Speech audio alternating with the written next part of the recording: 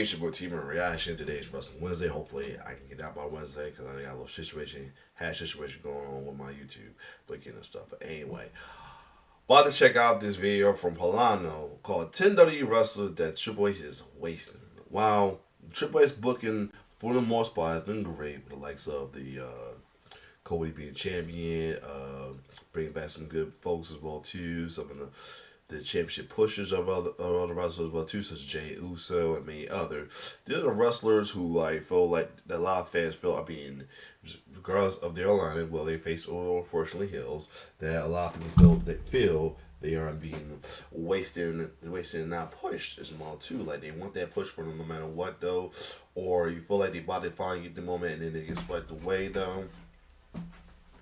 So we're gonna take a look at some of them guys, some of the ones that so two wrestlers that Pllana feel that True Ace is wasting. So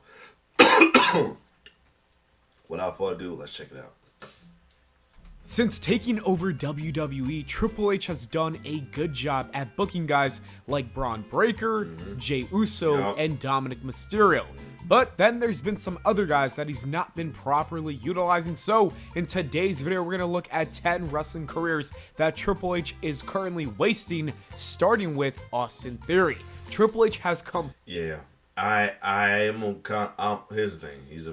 I know he's a heel, but I feel like he should do a little better than before. And right now, I'm waiting for a face run for him, man. It's been time for him to have a face run, man. It's way overdue. It is way overdue. It's way overdue. I mean, I don't know why they still got him and Guala as a team right now. It is way overdue for them to break up, and hopefully he be the face of the breakup. Let's talk about it. Completely I'm quoting that dickhead. Done everything Vince McMahon has built with Austin Theory. Under Vince, Theory was holding the Money in the Bank briefcase and looked like a future world champion. He was getting real heat every week. It was loud boos, strong reactions, and the kind of response that most heels would kill for. But the moment Vince stepped away, Roman Reigns cut that infamous promo that his daddy was gone, and it all went downhill from there. Triple H made him fail his cash-in on the United States Championship of all things, and it was a brutal watch. Even his win over John Cena at WrestleMania felt empty. The match didn't help him at all, and Cena's promo leading up to it probably did more damage than good.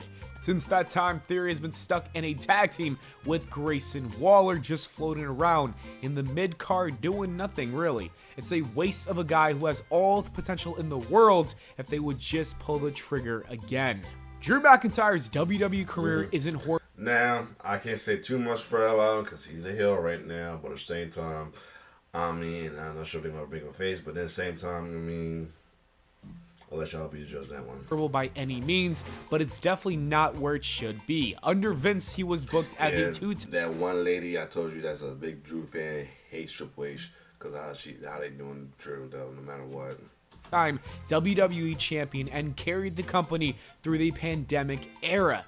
But ever since then, it feels like he's been stuck in feuds that never lead anywhere meaningful, especially not to the World Championship. Even though we had the feud of the year in 2024 with CM Punk, I'd say that the year of 2025 hasn't been kind to him at all. Instead of being in a marquee world title match at WrestleMania 41, he was thrown into a random match with Damian Priest that didn't have too much buzz. That's a guy who should have been in one of the most high-profile matches on the card, maybe even the main event. But the WWE clearly dropped the ball by not building him up for the world title program, especially when they had plans for him to feud with Roman Reigns, only for that to be scrapped out of nowhere. Even though Drew still manages to deliver and make fans care, he's been floating in the mid-card for way too long, and it's a rough spot for someone who should be a permanent main eventer by now.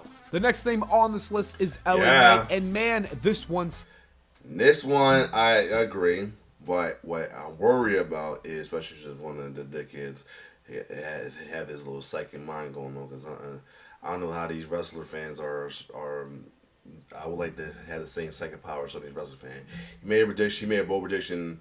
He always make bold predictions. I think he does it to be an asshole. But anyway, he said that him and Naomi's going to win inside the Money in the Bank, and he's going to cash in as a heel. Man, I'm hoping that won't be the case, man. I mean, especially after how he won the qualifier, man. I hope that's not the case, man. Because dude's too over. We do not need him as a heel, man. Like, come on, man. Don't take away our modern day Steve Austin rock like attitude like style babyface to put him in the heel just cause just to please the heel fans. Please don't.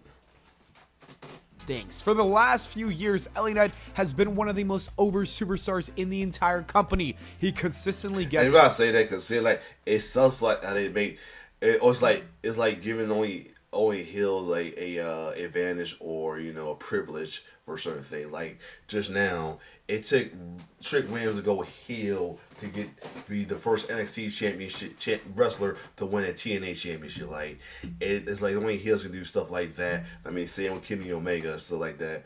Like only heels can do that. Like that, I don't like that. Like privilege, overprivileged stuff they give heels. They don't let faces do. Some of the loudest reactions every single week, and yet it means absolutely nothing.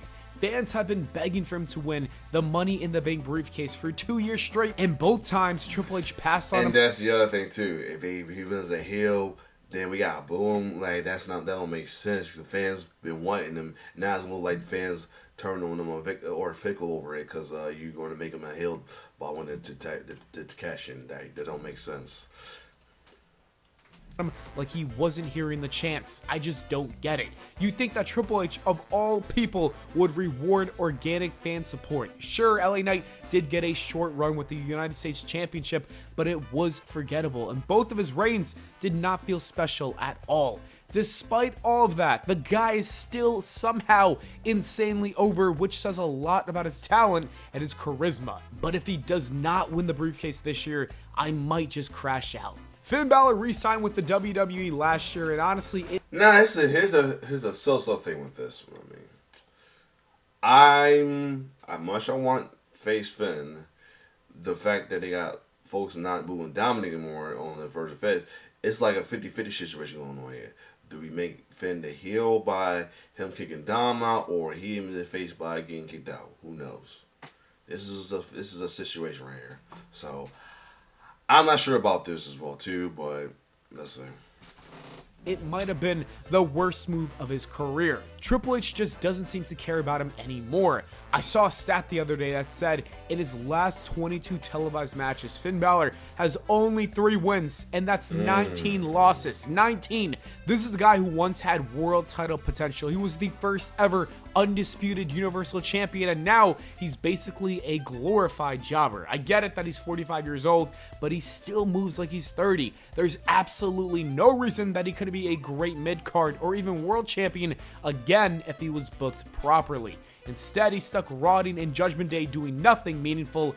If it was me booking things, I would have him leave the group, bring back the Demon, and actually give him a run that matters. Because right now, Finn Balor's career is in the worst place it's ever been.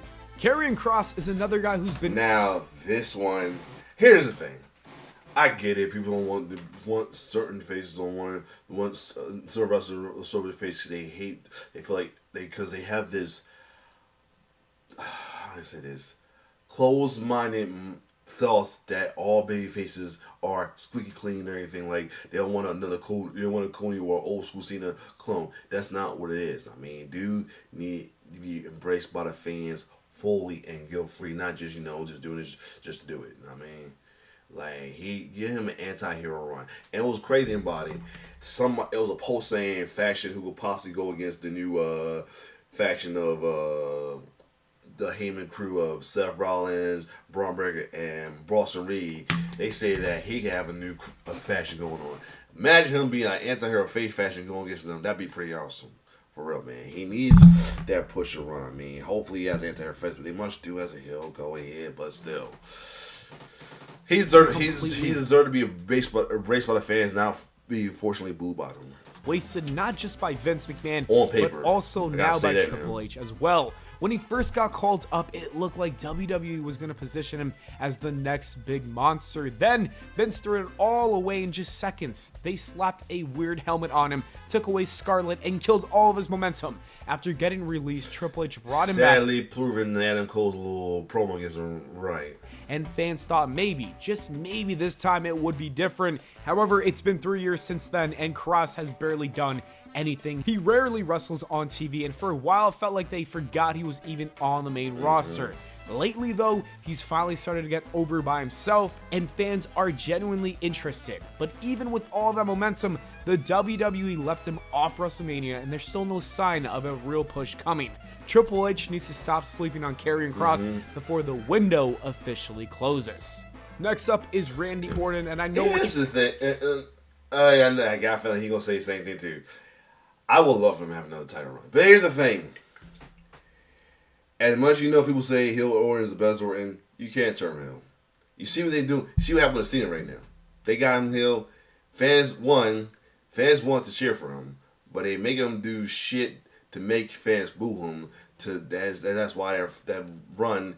I'm happy that run not going good because folks love a heel turn. Always love when heel turns go bad because it's like need to start proving that heel turn is not the answer. I always love that. Number 2, having his retirement tour as a heel run was not a good idea. Cause who's gonna want to boo him on his last run? Come on, think about that.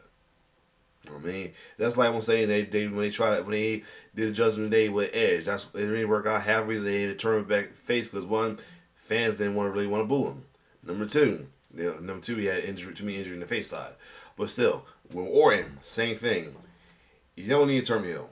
He needs to do some fucked up shit, but not as a heel. Dude, he can still be the Predator. He still can punt people head up to the Island Stadium as a babyface. He's about to do a KO. He probably could have done a KO if KO didn't get injured. But yes. You're thinking, how is Randy Orton, of all people, possibly being wasted? But hear me out. Yes, he's a 14-time world champion, and yes, he's been in high-profile matches with Gunther and John Cena for the world championships. But when we're talking about one of the greatest of all time, I expect more.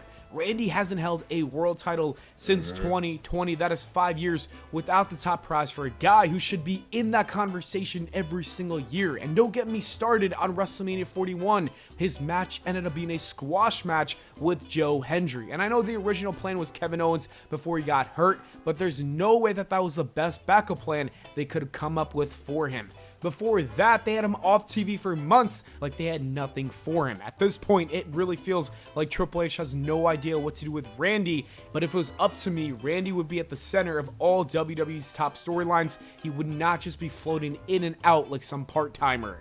Whatever happened to Ludwig Kaiser? I don't know. Now, this is an interesting one right here. Now, I'm going to leave as much. I won't say as much because last we saw him, he's a heel, so I can't say as much. But this is interesting as well, too. But it really felt like this guy was on the verge of being a breakout star. He had the look, the charisma, and he could go in that ring. It seemed like Triple H was slowly building him up as a standout from Imperium, and the fans were ready for it.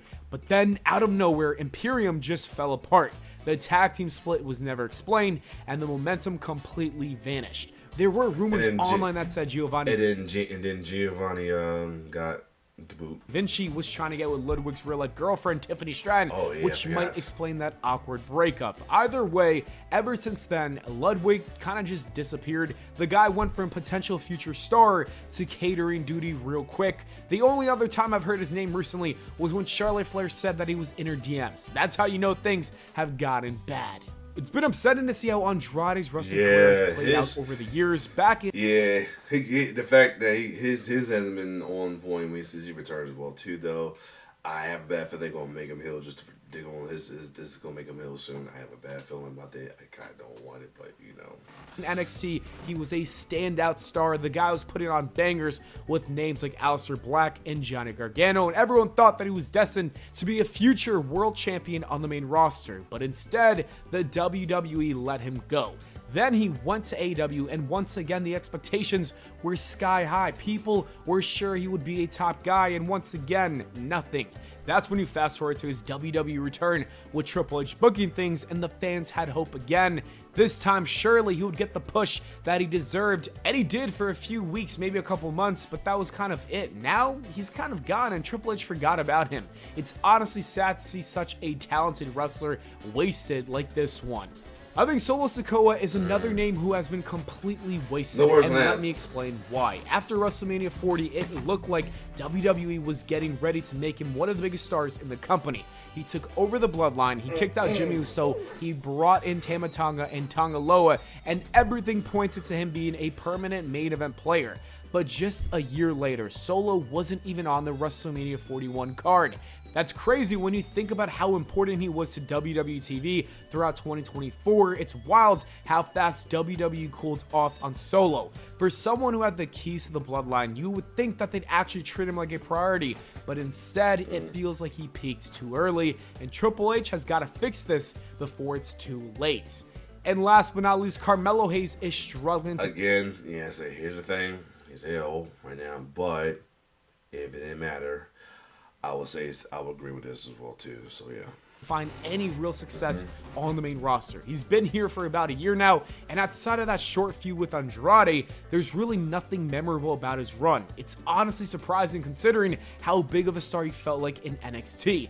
Meanwhile, his former rival Braun Breaker has been killing it on Raw. He's got a major storyline with Paul Heyman and Seth Rollins, and is clearly one of Triple H's top priorities. On the other hand, Carmelo has been stuck in a never-ending storyline with The Miz, and while that's fine, I guess for now, it's not exactly career-defining. It's starting to feel like Hunter doesn't see Carmelo on that same level anymore that he was in NXT. If things don't change soon, he might end up being just another NXT star who couldn't make it on Raw or SmackDown. Yeah, it's sad it's like that though. But yeah, other than that though, like most of the majority of people he said is true though, regardless of their alignment. I'm trying to hold back. I don't want to be sitting and root for a bad guy, but at the same time, like some of the folks do deserve to get pushed. Hopefully as a face, but well, that's another story. Other than that, do y'all agree with this with Pllana? If you like my reaction, like, share, subscribe to my YouTube channel. It's your boy T-Bird signing off. One love.